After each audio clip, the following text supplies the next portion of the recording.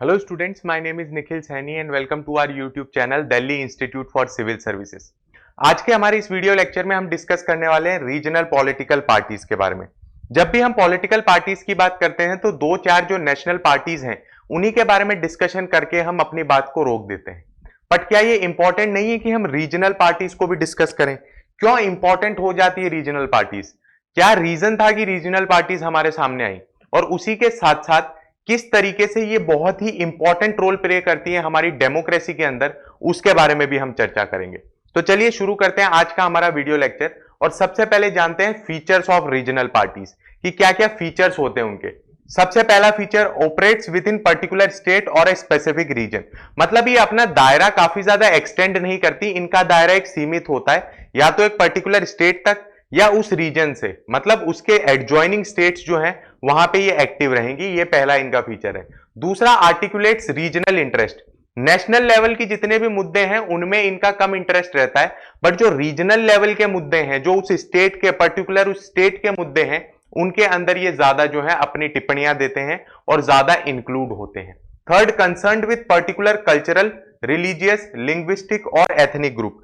हमारा इंडिया जो है इतना प्लूरलिस्टिक है कि आप जाएंगे उतनी तरीके की चीजें देखने के लिए मिलेंगी।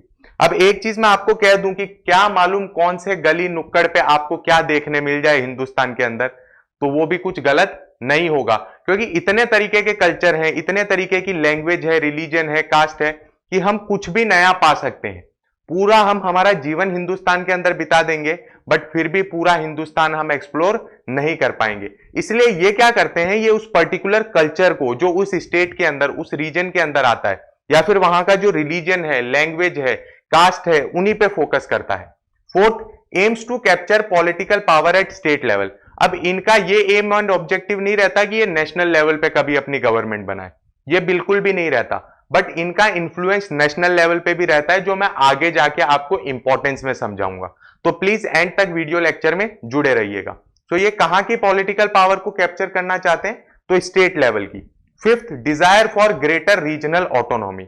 ये अपने रीजन के पास ज्यादा ऑटोनॉमी हो, मतलब अपने डिसीजन अपने हिसाब से ले सके। अब मैंने आपको पहले भी बताया हुआ है कि इंडिया जो है क्वासी फेडरल स्टेट है, मतलब ये इस तरीके का स्टेट है कि जब चाहे यूनियन जो है अपनी तरफ पावर को खींच सकता है, जब चाहे, मतलब जब कोई तरीके की इमरजेंसी आ जाए या यूनियन को लगे कि इमरजेंसी आ चुकी है उस समय पे। तो चलिए आगे चलते हैं और इनकी क्लासिफिकेशन जानते हैं। सबसे पहले, बेस्ड ऑन रीजनल कल्चर और एथनिसिटी। ये जितनी भी चीजें मैं आपके साथ डिस्कस करने वाला हूं क्लासिफिकेशन के अंदर, ये दी गई है किताबों के अंदर, या हम मान सकते हैं कि ये जनरल परसेप्शन जो है वो लोगों का इस तरीके से है।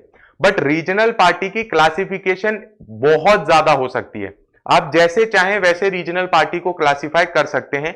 जो जो आप क्राइटेरिया अपने मन के अंदर लाएंगे उनके बेसिस पे आप रीजनल पार्टी को क्लासिफाई कर सकते हैं, क्योंकि हमारे हिंदुस्तान में बहुत सारी रीजनल पार्टीज हैं। और उसी के साथ साथ आप ये भी देखिए कि हमारी इंडियन सोसाइटी कितनी वाइड है, कितने रीजनल इंटरेस्ट हैं, कितने कल्चरल इंटरेस्ट हैं। तो क्लासिफिकेशन अपने हिसाब से किया जा सकता है, बट यहां पे जो मैं डिस्कस करने वाला हूं ये ब्रॉडली नोन क्लासिफिकेशन है, जिनके बारे में मैं यहां पे चर्चा करूंगा। तो सबसे पहले, कौन से ऐसे हैं रीजनल पार्टीज जो रीजनल कल्चर और एथनिसिटी के ऊपर बेस्ड हैं? तो शिरोमणि अकाली दल, असोम गण परिषद, डीएमके, एआईएडीएमके, तेलुगु देशम, शिवसेना, मिजो नेशनल फ्रंट। अब इसका मतलब ये नहीं है कि जितनी यहां पे मैंने मेंशन की है सिर्फ उतनी ही है इस क्लासिफिकेशन के अंदर, बहुत सारी हैं। ये नोन पार्टीज हैं, इसलिए मैंने यहां पे इनका नाम लिखा है। आगे चलते हैं, जानते हैं इनका जो आउटलुक है ये वाली पार्टीज का, ये नेशनल आउटलुक है, बट यहां पे इनके पास नेशनल इलेक्टोरल बेस नहीं है। चाहते तो हैं हम कि भाई हम नेशनल पार्टी बने, जैसे बचपन में हमने सपना देखा था ना कि बड़े होके हम ऐसा बनेंगे, तो उस तरीके से इनका भी एक सपना है कि बड़े होके हम क्या बनेंगे, नेशनल पार्टी बनेंगे, बट उनके पास उतना इलेक्टोरल बेस नहीं बन पा रहा है। ऐसी कौन सी पार्टीज हैं? National Lokdal, All India Forward Bloc, Revolutionary Socialist Party, Samajwadi Party. तो ये ग्रो कर रही हैं, बट क्या है कि ये अपने रीजन से बाहर नहीं निकल पाई। तो ये नेशनल आउटलुक तो रखती हैं, बट नेशनल इलेक्टोरल बेस नहीं। चलिए आगे चलते हैं। Formed by a split in national parties. अब जो पार्लियामेंट्री डेमोक्रेसी है और जिसके अंदर ये पॉलिटिकल पार्टीज हैं, यहां पे मतभेद बहुत ज्यादा होते हैं और डेमोक्रेसी के अंदर मतभेद होने भी चाहिए। अगर आपका किसी पार्टी के अंदर इस हद तक मतभेद हो गया कि आप उस पार्टी के अंदर सरवाइव नहीं कर सकते, तो आप क्या करेंगे, अपना एक अलग फैक्शन बना लेंगे कि भाई मेरे ये लोग हैं, ये मेरे साथ आ जाओ, अब हम नई पार्टी बनाएंगे। तो इसके कुछ एग्जाम्पल्स यहां पे दिए गए हैं। बीजू जनता दल, राष्ट्रीय जनता दल, जनता पार्टी, तृणमूल कांग्रेस, केरला कांग्रेस। अब यहां पे बहुत ज्यादा इन्फ्लुएंस लीडर्स का भी आपने नाम सुना होगा। ममता दीदी, ममता बनर्जी, तृणमूल कांग्रेस, बीजू जनता दल, बीजू पटनायक। इन्होंने क्या किया है, अपने रीजन के अंदर अपनी पार्टी से अलग होके, एक नेशनल पार्टी से अलग होके, अपनी इंफ्लुएंस के दायरे के अंदर रह के वहां पे अपनी रीजनल पार्टी बना ली। आगे चलते हैं, फॉर्म्ड बाय इंडिविजुअल लीडर्स। अब इंडिविजुअल लीडर्स के द्वारा फॉर्म गई रीजनल पार्टी में क्या दिक्कत आती है, उसके बारे में थोड़ी सी चर्चा करते हैं। मैं यहां पे हूं, आपके सामने वीडियो लेक्चर ले रहा हूं, 50 साल बाद ले पाऊंगा कि नहीं ले पाऊंगा? भरोसा तो यह भी नहीं है कि 5 घंटे बाद मैं वीडियो लेक्चर ले पाऊंगा कि नहीं ले पाऊंगा। तो कहने का अर्थ यह है कि वो तब तक सरवाइव करेगी जब तक कि वो कैरिस्मेटिक लीडर उनके सामने है। जैसे ही वो लीडर चला जाएगा, वैसे ही क्या होगा, वो पॉलिटिकल पार्टी कोलैप्स कर जाएगी, वो रीजनल पॉलिटिकल पार्टी कोलैप्स कर जाएगी। तो ये शॉर्ट लिव्ड पॉलिटिकल पार्टीज होती हैं जो इस कैटेगरी के अंदर आती हैं। अब आगे चलते हैं और रीजंस जानते हैं कि क्या क्या रीजंस थे इनके पीछे। Reasons for the emergence of regional parties. सबसे पहले, pluralism of the Indian society. अब मैं चाहता हूं कि मैं एक पर्टिकुलर एम एंड ऑब्जेक्टिव के लिए आगे बढ़ूं, तो मैं सोचूंगा कि कौन सी पॉलिटिकल पार्टीज जो है इन्हें फुलफिल कर रही है। तो मुझे लग रहा है बीजेपी फुलफिल कर रही है, बट मेरे 2-4 एम एंड ऑब्जेक्टिव और भी हैं जो बीजेपी के मैनिफेस्टो में नहीं, जो शायद कांग्रेस के मैनिफेस्टो में है। तो ना तो मैं कांग्रेस से सेटिस्फाई हो पा रहा हूं, ना मैं बीजेपी से सेटिस्फाई हो पा रहा हूं। तो ऐसे समय पे क्या करूंगा, या तो मैं अपनी एक पॉलिटिकल पार्टी बना लूंगा जिसका मैनिफेस्टो उन चीजों के ऊपर बात करेगा। मैं अपना एक गोल बताऊंगा कि मैं इन चीजों पे काम करना चाहता हूं। तो ये क्या है, ये हमारी इंडियन सोसाइटी इस तरीके की है कि हर एक इंसान की अलग सोच है, ठीक है। तो इतनी जब सोच है और इतनी एम्स एंड ऑब्जेक्टिव्स हैं लोगों के, इतने एस्पिरेशंस हैं, तो उन्हें फुलफिल किस तरीके से किया जाएगा। तो ये रीजनल पार्टीज जो है उसके अंदर हेल्पफुल साबित हुई, ठीक है। वो सामने आई और उन्होंने उन एस्पिरेशंस को जो है टेक केयर करने की कोशिश करी।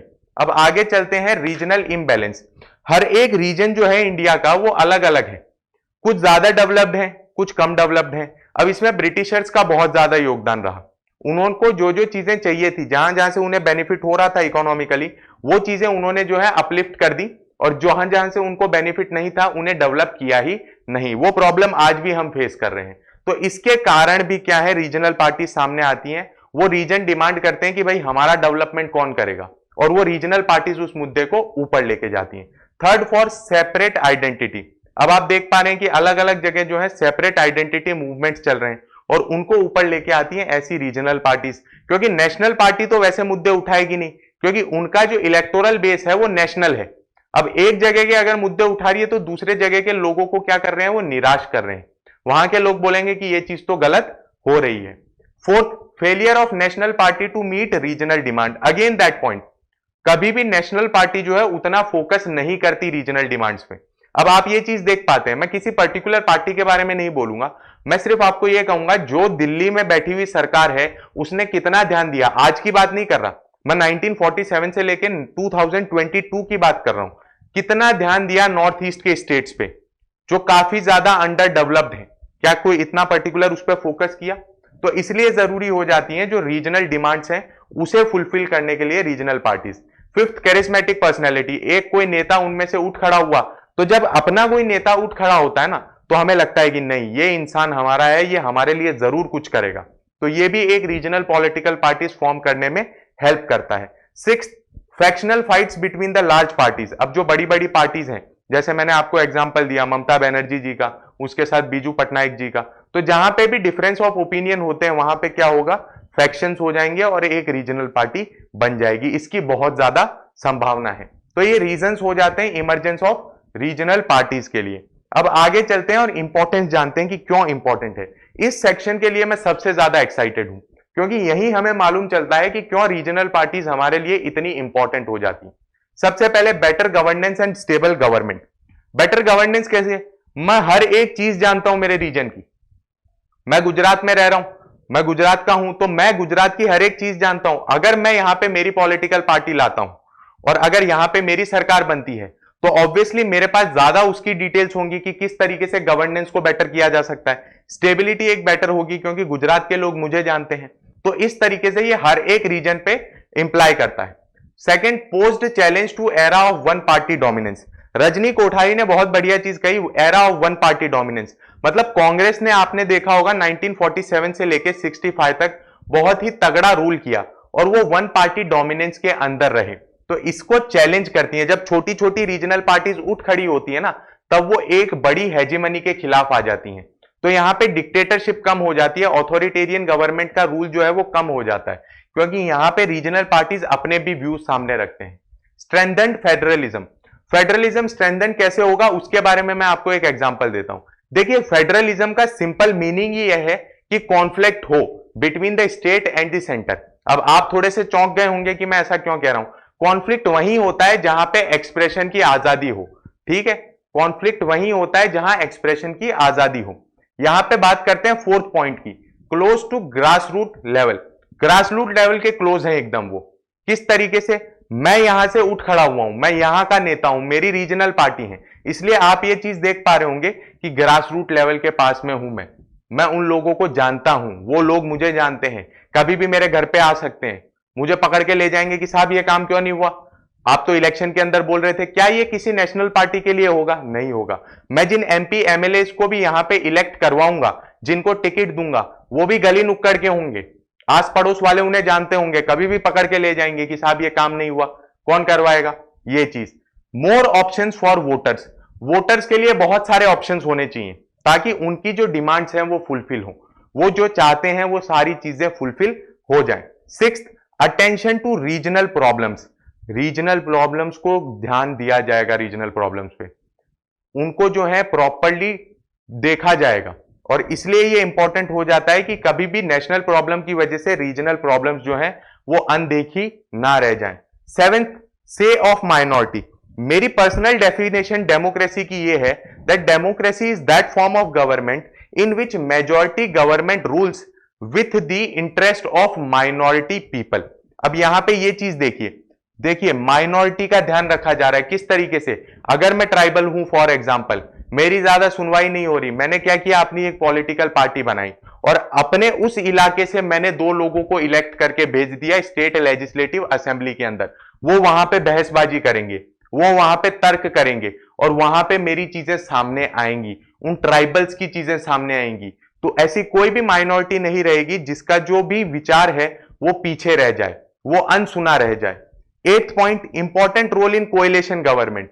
अभी ऐसे इन्हें कोई नहीं पूछता, जब थंपिंग मेजॉरिटी आती है तब कोई नहीं पूछता रीजनल पार्टीज को, बट जब आपको एक एक दो दो एमपी, एक एक दो दो एमएलए जोड़ने होते हैं ना, तब ये सबसे ज्यादा इंपॉर्टेंट हो जाते हैं। अपने आप को राजा फील करने लगते हैं उस समय पे। और ऐसी जो गवर्नमेंट बनती है, ये गवर्नमेंट कॉमन प्रोग्राम पे काम करती है। अब अगर ये अपना समर्थन देंगे, ये जो रीजनल पार्टीज हैं ये अपना समर्थन देंगे, तो नेशनल पार्टीज को ये भी मानना पड़ेगा कि इन पर्टिकुलर चीजों पे हमें काम करना है। तो आप देख सकते हैं कि कितनी ज्यादा इंपॉर्टेंस है रीजनल पार्टीज की।